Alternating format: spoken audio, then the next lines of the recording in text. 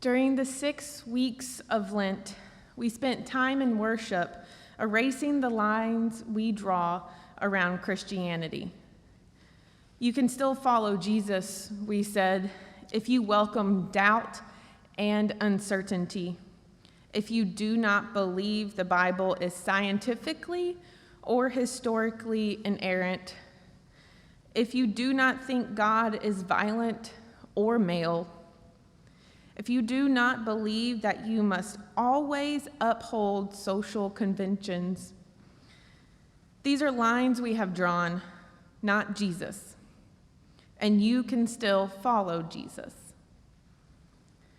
Then we get to Holy Week, where suddenly following Jesus doesn't sound so good anymore.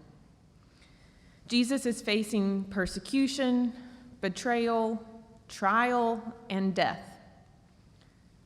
Following Jesus no longer means witnessing healing and transformation. It means a lonely walk to an ugly death.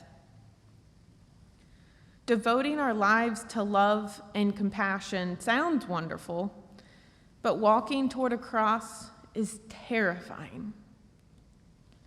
We want to live good lives, do the right thing, make the world a better place, but we are scared because good people always seem to suffer consequences. Maybe being a good person is making less money because you do something you believe in, or something worse like facing death threats and violence because you spoke up.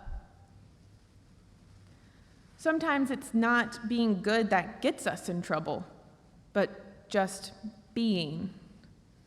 Look at the violence directed at women because they are women, at minorities because of their ethnicity or skin color, at LGBTQ folks just because of who they are, at the indigenous or all people who exist in what someone else thinks is the wrong place. When your existence is a threat to the way things are, merely existing is dangerous. The temptation is to shrink. We try to take up less space. We try to speak less often. We don't share what we think in meetings. We don't take care of ourselves at home. We pretend to be someone we're not. We sacrifice our careers or our wishes. We say we love things we don't. We love others a little less. We love ourselves a little less. We hide. We disguise ourselves. We get smaller. We get meaner. We shrink. On Good Friday each year, we pause to ponder the alternative. Instead of shrinking, we could be brave. We could be steadfast in our love. We could live into the potential God planted in us, even if it's scary. Being brave doesn't mean we won't have moments of doubt. It doesn't mean we won't weep in our car after a long day or want to run away and hide. Jesus wept in the garden, thinking about what was to come. He wept, and then he got back up. Being brave doesn't mean we give ourselves away. As Mimi pointed out last Sunday, the disciples had 2 swords with them the night Jesus was betrayed, so everyone knew they could defend themselves with violence. They were choosing not to. From a place of strength, they chose to be supple. From a place of power, they chose peace. Being brave doesn't mean we won't fail. Peter was supposed to be the rock on which Jesus built a church. But at the worst moment, that rock turned into sand. He chose temporary safety instead of infinite love. We all will at some point say things we regret or do things we want to undo, because that makes us feel safer. Yet, Peter, the one who denied Jesus, went on to lead the church. The cross is love being brave. Yes, there is ugliness. Yes, there is violence. Yes, there are wars. Yes, people can be cruel and thoughtless. And circumstances can be tragic and unfair. But the cross is love being brave. The cross is love looking at all the ugliness and violence and tragedy and choosing to go on being love. Jesus knew that no matter how much hate there is in the world, there is more love. That is how it saves us. God isn't the source of violence, punishing God for our failings. On the cross, Jesus holds every bit of ugliness we can muster. But the love of Jesus is brave. So brave, it will not stop being loving. So brave, it will not turn violence upon violence. Jesus holds all the ugly of all moments in all time, drinks it in, holds it in his body, feels it in his bones, and there is still more love. Being brave, love shows how infinite love overcomes. The cross is love being brave. The cross is love asking us to be brave too. In his final moments, Jesus cries out, my God, why have you forsaken me?" It is no exaggeration for me to tell you that these words helped make me into a follower of Jesus Christ. I wasn't always sure what I believed about anything, and I wasn't ever sure if I had experienced faith the way other people seem to experience it. But this question I understood. This feeling of being without God. This feeling of despair and grief, of wanting to cry out to God when I felt alone. This I understood. I think we all do. And if Jesus on the cross is anything to go by, God understands it too. We have a God who understands what it is like to feel like God is absent. A God who understands what it is like to cry out in dismay to God. That idea stuck with me and never let me go. On the cross, in essence, God experiences what it is like to be uncertain about God. There's a beauty in that, and it is a message we all need to hear, especially on the heels of this Lenten season where we practiced giving up certainty together. And yet the irony here is that the cross is something that so many people seem so certain about.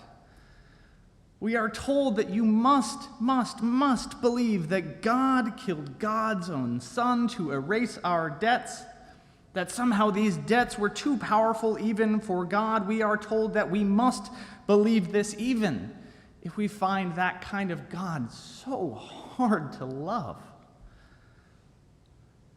So once again, we must remember that this theory is just one of many. Countless Christians have had countless understandings of what actually transpired on the cross. And we should remember to go deeper and question whether we need a neat and tidy explanation of just exactly how it is that the cross saves. Perhaps every explanation of the cross is simply incomplete. Perhaps there's a flaw in seeking explanations at all for everything. After all, millions upon millions of people have cried out this same question throughout human history. My God, why have you forsaken me? Why has this evil thing happened? Why has grief intruded on my life? And there have been countless answers and theories and explanations, and yet over and over again we find that in some sense every explanation allows for some other evil. If we say that, well, bad things happen to bad people, we blame the victims. If we say that suffering offers us a lesson, we turn the perpetrators into teachers. If we say that suffering is just the price of a greater good, we offer our unqualified surrender to suffering in this world. And if we chalk it all up to randomness or the universe or a spiteful God, we are left with a world that is colder and less colorful and no less cruel. Perhaps every explanation of evil simply allows some sort of evil. But God's answer to suffering is to reveal it as an abomination, something we should never make peace with. God's answer to suffering is to cry out to God. God, why have you forsaken me? To cry out to God, a God who listens. In this sense, the cross is a symbol of negation. It is something that shatters our illusions. It shows the meagerness of every ambition. In the light of the cross, powerful things look puny. The all-encompassing look insufficient. Every ideology, every worldview, every doctrine, every interpretation, even all the things we can say about God seem incomplete. It is God's no to everything we declare to be total and absolute. It is God's no to every reason we concoct to allow for suffering. In the end, we arrive back at mystery. We are rescued. We are saved by the cross of Jesus Christ in a way that is both mystical and beyond comprehension, and yet so utterly tangible and embodied. In a way that is both worth wrestling with and, in some sense, utterly beyond our comprehension. The cross tells us that when we are weak, we are strong. When we are fragile, we are solid. When we are brought low, we are lifted up. When we are lost, somehow we are found. When we are torn apart, we are put back together. And in this cross, we have a God who is revealed whenever the body of Christ is crucified among the lowly, in the shadowy, thin, broken places of this planet, in the war zones and in the pandemic wards, behind bars and sleeping out in the rain, we find Christ.